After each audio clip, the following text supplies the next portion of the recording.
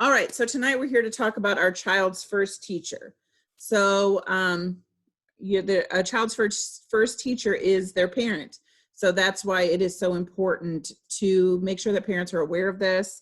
So tonight we're going to really talk about how crucial parents are in the development and learning of their children, especially in those early years. And talk about some things that parents can be doing at home, or that things parents are already doing at home that they may not even see as teaching their children. So my name is Melissa Simpson. I'm one of the family engagement specialists at the Child Care Resource Network. The other family engagement specialist is Tanika Finnessy. If you have questions after this, you can email me. That's my email address. You can call or text our office number, or you can write in the chat box, and we can chat after, whatever is most convenient for you. And so if anybody is not familiar, the Child Care Resource Network is one of the child care resource and referral agencies in Indiana. So the map on the right-hand side just shows all of the different agencies. So if you happen to be on and you are from a different area that maybe the Child Care Resource Network is not your resource and referral agency, you're absolutely welcome to stay on the workshop. But if you wanted to get in touch with your resource and referral agency, the map, you could locate them on there, or please reach out to me and I can direct you to how to reach them. Like I said, myself and Tanika Finnessy are the family engagement specialists at the Child Care Resource Network. So our main roles, we help families to locate quality child care programs. So we do what's called a child care referral. We send them a list of child care programs. We also send them resources about ways to select high quality childcare, questions to ask, what to look for. We help if you are in need of assistance locating any resource, anything related to raising young children. If it's not a service that we provide, we will find whoever it is that you need to be in touch with. We also offer weekly workshops like the one you're at tonight. We offer one every week. If you ever think there's a topic that you want to learn more about and you'd like us to create a workshop, I should say, send us a message, send us an email, write us on Facebook. That's another easy way to reach out to us. If you just look us up on Facebook, send us a message, and we would definitely love to create something to make it what you want to hear about. We help families who are, as their children are transitioning into kindergarten, talking about school readiness, any sort of issues. If you're having some challenging behaviors at your childcare, we are also here to offer what we call individual supports. So if you have questions about challenging behaviors, behavior in general, development, potty training, biting, really anything relating to raising young children, we are here to support you. And again, if it's something that we don't feel we're equipped to help you with, we can definitely set you up with somebody who can help you. And like us on Facebook, we put a lot of information up on there. Our workshops are always listed in the events tab on our Facebook. So if you have Facebook, please go like us. So to start off, just this was a quote that I felt was pretty powerful in identifying that parents are a child's first teacher. So the home is the child's first school, the parent is the child's first teacher, and reading is your child's first subject. Reading to your children is something that you should start doing even in infancy, early infancy. So when we're thinking about brain development, so even in infancy, as you see, 80% of brain development is developed by age 3. So infants are working hard, taking in everything in their surroundings all day long. They are wiring their brain as they have these experiences. So much natural learning and brain development takes place towards the beginning of a child's life. If you think about the difference between a newborn and a 6-month-old, you can see how much is happening just in those first 6 months of life. The changes they change drastically in that first year. Early brain connections reflect the quality of care that each child receives. So like I said, 80% of the brain is developed by age 3.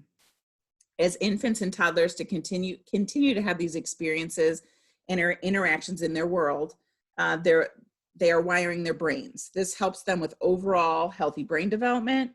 By the time a child reaches age 3, there is a significant amount of brain development that happens. Early interactions and experiences are crucial to that. The simple back and forth interaction of talking to your child creates more connections in their brain. So these connections are essential to healthy brain development. So it's as I stated, it happens over time. So from infancy even to age 3, the difference that you see from a newborn to a 3-year-old, it's proof of how quickly they're developing during that time. So brain development, when we're thinking about brain development, we're thinking about things like their cognitive and their thinking skills, self-confidence and self-control, attachment, social emotional development, and language development. So there's many ways that learning happens in the early years. So we're going to talk specifically about brain development in regards to these skills.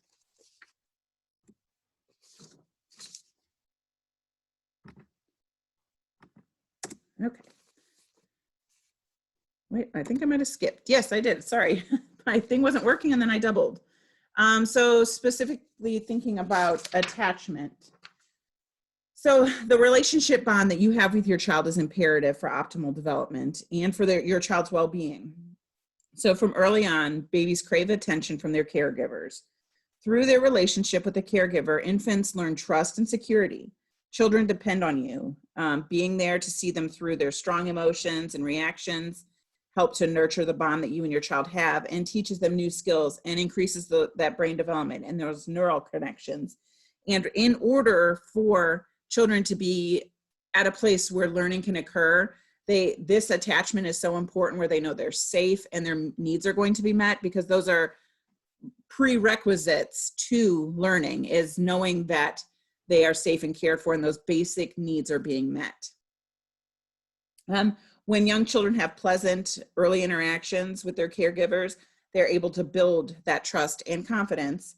Establishing and sustaining such attachment and relationship allows your child to reach further for new relationships with others, and interactions and attachments give young children the foundation that they need to establish new relationships and how they should respond or interact with others. So it helps to prepare them for success the rest of their life. So when they go into school, into a childcare program, they are under the assumption that they're going to be cared for and nurtured and taken care of. So they go into that environment ready to learn.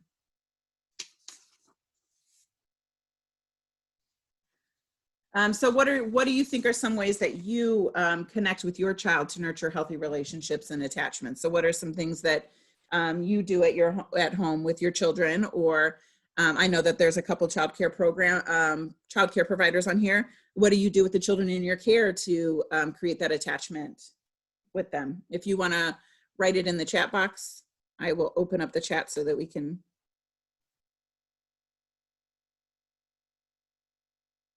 So examples of this could even just be something as simple as just playing with your child, reading stories, working on puzzles, letting your child help with cooking, baking. Is there any other things that anybody else that you do with your children or the children in your care in order to create a trusting environment for them? Crafts, absolutely. And especially following the interests of the children in your care, whether that's your own children or children in your child care program. Sitting down and doing fun crafts is definitely a way that you can create that. Okay. Thank you, Elaine. Okay, so the next thing we're going to talk about is social emotional development. So when we're thinking of social and emotional development, we're thinking about managing emotions, and this is key to success in school.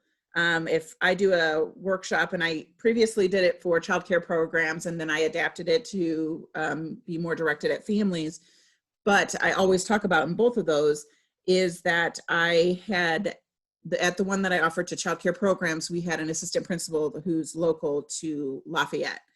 And we were lucky enough that she came to speak, and she said that those social and emotional skills are more important than any of those other skills when they're thinking of being successful when a child goes to kindergarten.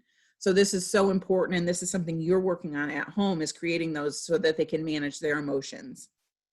So as parents and caregivers, we want to be modeling appropriate behaviors that foster your child's ability to self-regulate. So this could even just be, it's okay to get frustrated, but talking to them, apologizing to them, explaining to them different ways that even you as an adult get frustrated, and how can you mend that after, if you raise your voice or anything like that. And talking them through those emotions when they're feeling frustrated and they're feeling stressed out, sitting down with them and talking about how they're feeling, and giving them the words to label how they're feeling, especially when you think of toddlers. And that's why we typically see a lot of biting at that age, because they don't have the words or the means to explain how they're feeling. And that's why they need a caring adult nearby in order to help them through those big emotions, and help them so that later in the future, that when if the same situation occurs, let's say it's they want to play with a toy that a friend has or their sibling has, and instead of biting the next time, they may wait their turn. They may try to use their words, depending on the age of the child. And over time, that's why typically toddlerhood is when you see most of that biting behavior, and they grow out of it because they develop the ability to use their words and explain those things. They develop those social and emotional skills that give them the tools they need in order to work through being mad or wanting it right then. So this is an extremely important thing that you are working on at home when you're just talking with your children and helping them through those tough situations. Language development. So everyday interaction between you and your child, or the children in your care, is developing their language. So because little children are constantly wiring their brains and creating new connections, it is crucial for ample amounts of interactions throughout the day. It is essential for all adults, so whether that's at home, at childcare, wherever that is, to provide many communications throughout the day. So you should be talking to children throughout the entire day, lunchtime, breakfast time, right when they wake up, really throughout the day. The more young children are exposed to language through verbal communication, they're working and improving those neural connections in their brains towards more language development. So you're creating those connections in order for them to continue expanding their language. One way to enhance interactions with infants is constantly talking to them. For me, that just comes naturally as I'm changing diapers. I'm just talking really at any time, feeding them. I mean, really, I always singing songs, all of those things, making up songs. We do that. I've done that with my kids always. We just make up the most ridiculous songs about meaningless tasks, but it makes it more fun. Create a song about it. And I'm telling you, those kids will remember it. We still sing some of the same songs that we made up when my kids were 2 years old. Another strategy is to provide a print-rich environment. So labeling words of objects around your house, obviously having books available, and being prepared that, especially for those younger ones, that those books are probably going to get chewed on, and that's okay. That is actually still preparing them to understand how to use books. And it's okay to talk to them when they're a little bit younger, but infants, you're gonna see them chewing on those books, and that's okay. Pointing at their name on a sippy cup, so writing their name, or even getting, now that you can go on Facebook and you have cups made all over the place. I had my children, they all have one made. You can get it, whatever characters you want on them, and their names. Putting their names on there, that in itself helps them to just recognize what their name looks like. They may not know that that's, so my daughter's name is Cora, so she may not know that that's a C. Now she does, but when we first started with this, she wouldn't know that that's a C, that's an O, R, and an A, but she knows that together, that is her name. Whatever that means, that is her name. So those are those pre-reading skills that you're setting them up for.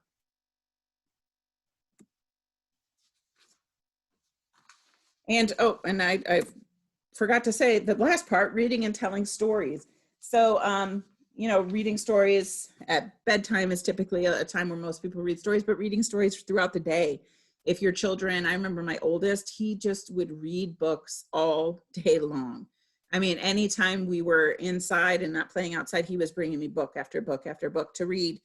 And he just loved that. And he still loves reading. So I guess that goes to show he loves reading. But reading books that are of interest to them, even telling stories, even if it's not reading a book, maybe at bedtime, you just tell a story, make it up, make it a funny, a silly story, or let them tell the stories, let them read you books. I was looking at, we were trying to find videos, because this week is the week of the young child. So we were trying to find videos of our own children to post on our social media to go along with so today's Music Monday. So we posted some pictures of our children playing musical instruments. And we were talking about, there's a book for, oh my goodness, a day for reading. And I was looking and I found this video of my daughter. She was 2 years old and she was pretending to read Llama Llama. Well, she was reading Llama Llama from memory. It's the sweetest. It like brings a tear to my eye, literally every time I watch it. And she actually did pretty good, with remembering characters and events. And it's a really sweet experience to let your children read you a book. Okay, cognitive and thinking skills. So during the first few years of life, babies are taking in the world around them. So they're just trying to take everything in, everything they see, all the people they see. Toddlers are exploring new territory, as you'll see. Yes. Do you want to unmute, Eddie?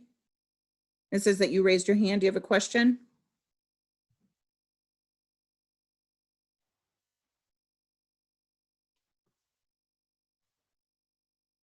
Well, if you do, please feel free to unmute and ask it, or feel free to go right into the chat box if it is something, or maybe I know how that goes. Sometimes you just accidentally hit stuff because there's all these buttons that I don't know what they are half the time myself. So, okay. All right. So if there is anything, please feel free to write it in the chat. Okay. So cognitive and thinking skills. Like I was saying, babies are taking in the world around them, and toddlers, as we know, they really start exploring. So that's when you really need to, that's probably when everyone started baby proofing their houses, like right when my children started crawling. That's when every time, I have 3 kids, and that's every time when I knew that my house was definitely not baby proof from the time before, because getting into everything, pulling everything off of shelves and everything. So young children are little explorers who find their world fascinating.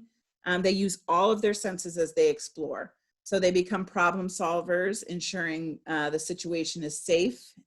It is important to allow struggle sometimes because it gives children a chance to problem solve, which can be really hard. I'm the type who always just wants to make it all better. So it is hard, especially to watch as a parent or as a caregiver in a child care program, if children are bickering, they're having an argument about whatever. Of course, you should step in if somebody's being bit, or it's somebody's going to be physically harmed. But if it's just, sometimes you want to take a step back and just let it see how it plays out, so that they can really become problem solvers. And that's how they learn to self-regulate and solve those problems later on in life. If something like that happens again, they'll remember back to that time.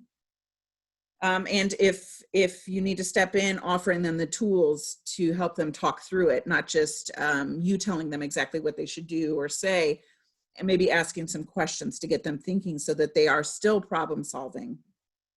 Their little brains are continuing to make those neural connections that I keep talking about, and allowing children to explore and problem solve is part of that healthy brain development. So as young children explore the world around them, they're constantly thinking and improving their cognitive skills. They may imitate your actions. They may throw something to see what happens. You'll see that a lot at dinner time, throwing cups and food off of their high chairs, especially in those toddler or later infant and toddler years. Even after being told stop throwing a ball inside, they may continue to do so. Their little brain is working hard to understand what happens when it hits the floor, listening to the sounds, what's going to happen next. So as your child continues to repeat an action, it strengthens those neural connections in their brain, and it will help them to master new skills. So now it's understandable that children need to learn house rules, and maybe throwing a ball inside is unacceptable, and talking to them about what they can do with the ball. So they can do that outside, or they can roll it on the ground, and showing them those skills and teaching them the rules. Perhaps you can suggest, or even throwing a ball of socks or possibly helping them sorting laundry by tossing it into the basket as they sort by the colors. And those are all experiences that they are developing those cognitive and those thinking skills. This will also lead to not responding or repeating certain actions you may ask of them. Just because your child may not repeat something you have asked, they are still working their brains to do so eventually. Continue to ask your child to put on their coat before going outside, brushing their teeth before bed. And it, again, like anything, it's going to take time to develop the skills to master those tasks, but keep asking, keep helping when necessary, and you'll be surprised how quickly they pick it up.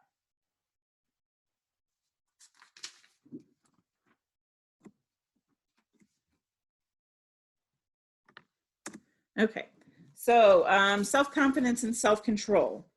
So social and emotional learning leads to confidence and self-control. So once we give a child the skills they need to deal with frustration, sadness, any of those, especially those negative emotions, we want to give them the skills that they need to be confident enough to conquer whatever it is on their own. I always end up going to biting. It's just what I always think of as I'm talking about these things.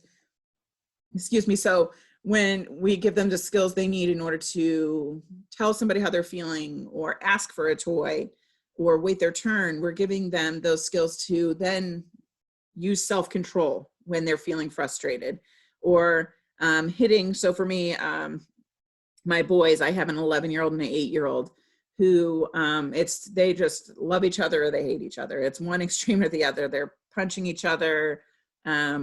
Next second they're laughing. It's just, so we're really working on that self-control. When your brother makes you frustrated, punching him shouldn't be your go-to. You shouldn't just immediately start punching him. So working on those social emotional skills to get him to understand that when he's frustrated, my 8-year-old's the hitter.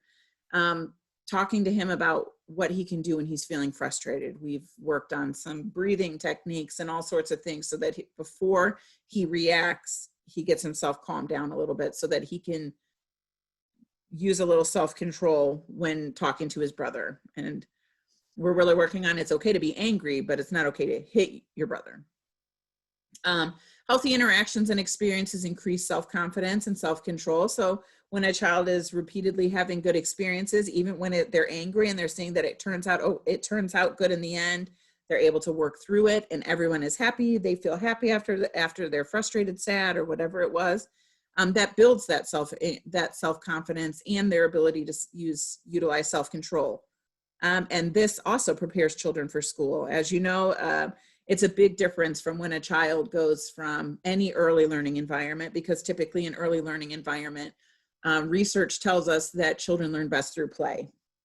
So we know that in a play-based learning environment, children are learning and developing those skills they need for school. But unfortunately, when a child goes to kindergarten, it is a very different environment. It's a lot more sitting at a desk, not so much playing. So it can be very challenging for some children. My boys did struggle at the beginning of kindergarten just with that change in environment. But when we're equipping them with these skills for the self-control and those social and emotional skills, that really helps them to adapt to the changes that kindergarten brings. So these are extremely important skills to work on with our children, and you're probably been working on them and you didn't even realize how important the things that you've been doing with your children are. Okay, so the next part, that's just kind of an overview. And now we're just going to kind of go in a little bit more about the things that you can be doing and the things that you probably are already doing at home. So what parents can be doing. And this can also, again, be translated into what you can be doing in your child care program. So turn as many everyday learning experiences as possible into learning opportunities. I mean, there's a million things, especially younger ones, talking about the colors of everything, the shapes of everything, discussing letters, pointing out shapes, going on nature walks and finding different shapes that are in the environment. I mean, there's a million things, turning those things into learning experiences, setting the table for dinner for your family, counting out how many plates you need. I mean, there's just an endless amount of things that you're probably, again, already doing that you don't even realize. Model learning from everyday experiences. Talk about the importance of learning as a self-initiated activity. Capitalize on a children's interest in selecting learning experiences. So making sure that you, like, if you know your child is interested in dinosaurs, obviously counting dinosaurs or anything related to dinosaurs, books about dinosaurs, those are going to be obviously the what they're going to get the most from, because they are really interested in dinosaurs. Celebrate the uniqueness of your child. So this one I felt, because I have, like I said, I have 3 children, and they are all so different. They all learn so different.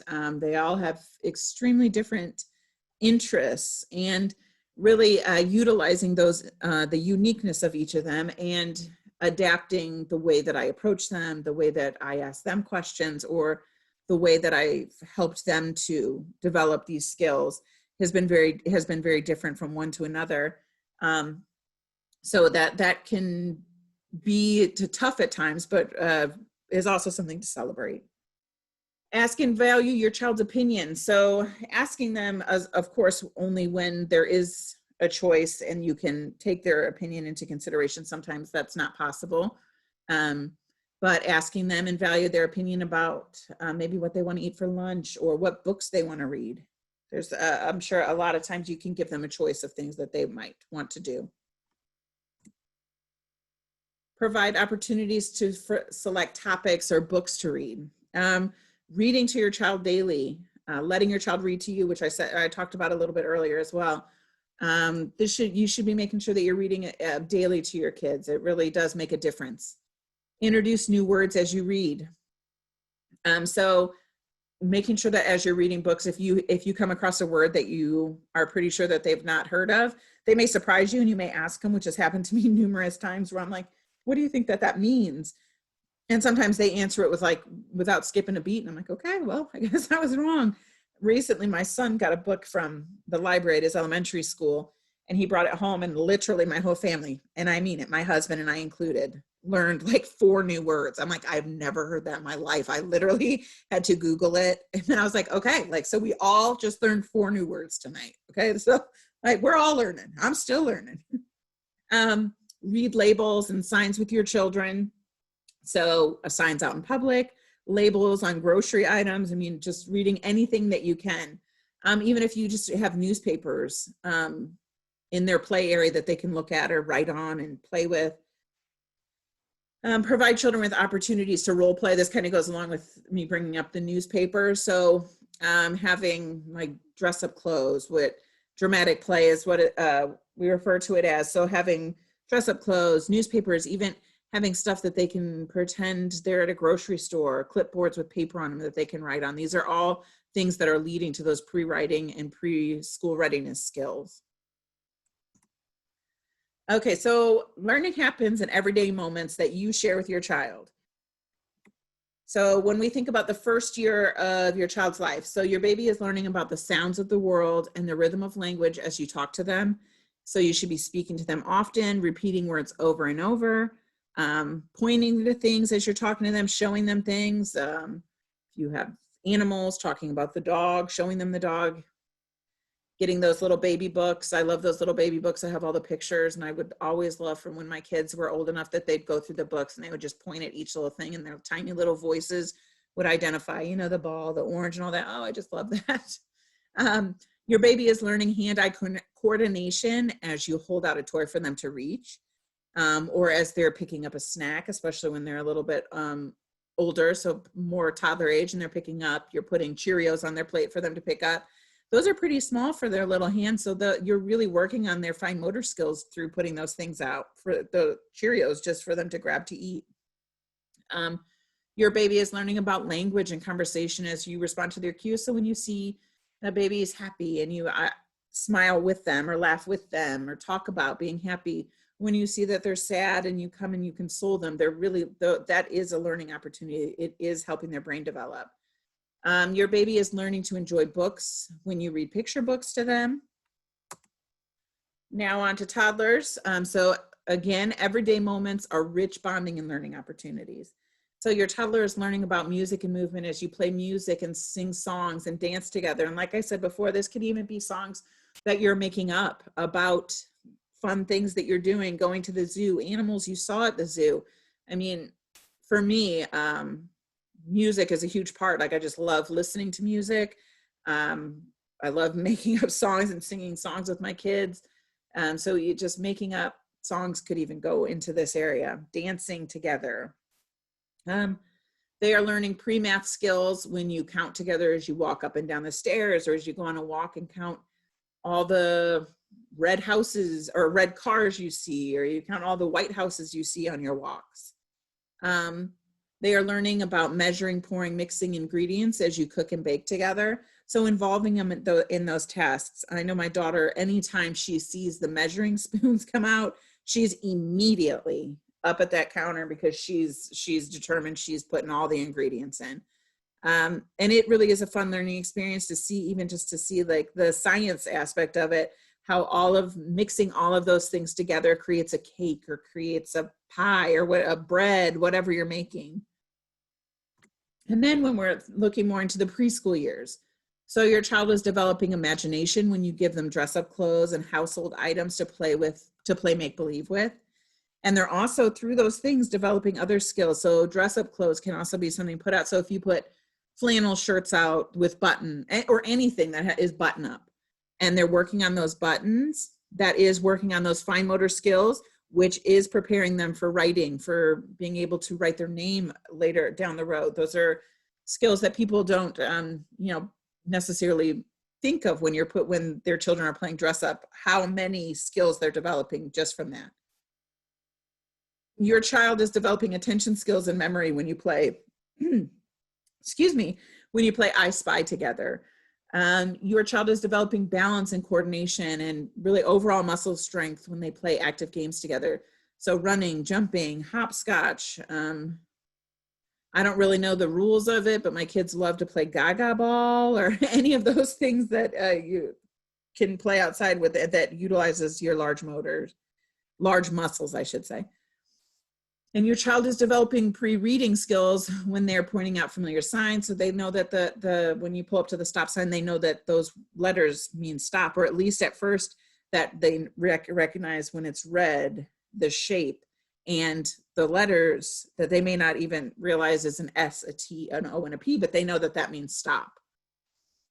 Your child is developing pre-math skills by learning numbers when you're singing counting songs together, or you're just counting out plates for dinner, or if one of your children is responsible for putting out the forks and counting those out. So really it could just be a million different things, counting anything and everything that you see. And so tonight, hopefully you walk away with this really feeling confident that you are your child's first teacher.